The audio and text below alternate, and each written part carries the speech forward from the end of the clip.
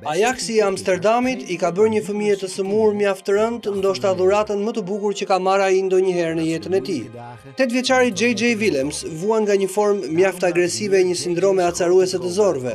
Nëpërmjet një tubi, ai merr përdit në bark medikamente shumë të forta kundër infeksionit.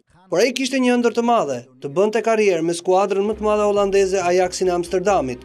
Ëndër që ai e di se për shkak të sëmundjes së pashërueshme nuk e realizon dot. Deri dje, sepse të paktën për një ditë të vetme, klubi rekordmbajtës i Hollandës i bëri voglushit me rastin e festës një dhuratë që nuk do ta harrojë për asnjëherë. Për një ditë të vetme, ëndra u bë realitet. Me mbështetjen e Ajax Foundation dhe fondacionit tjetër Opkikker, JJ u shndrua në një yll të vërtetë të Ajaxit të Amsterdamit.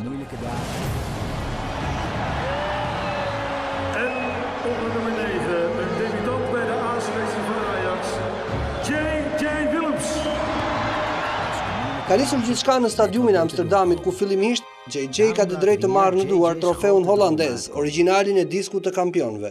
Më pas ai bën një stërvitje provë me idhujt e tij dhe ka bindur drejtuesit e klubit të cilët e angazhuan. Në një konferencë për media të thirrur Enkas është vetë trajneri i kampionëve, legjenda e klubit Frank de Boer, i cili e prezanton JJ-in para gazetarëve. JJ is links buiten. Hij is opgevallen ook tijdens de training. Sot duhet ju prezantoj një lojtar të ri. JJ është një mesfushor sulmues si krah automajt. Na ra në sy gjatë stërvitjes dhe besoj se me kualitetet që sjell me vete, përshtatet në mënyrë perfekte me sistemin e Ajaxit. Më pas JJ udhton me një Mercedes në stadium.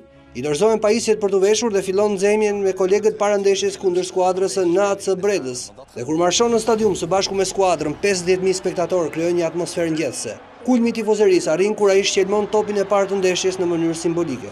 Kolegët e tij të skuadrës i vënë dhe kurorën një ditë të paharrueshme në jetën e JJ-t, kur fitojnë edhe për të me rezultatin 4-0.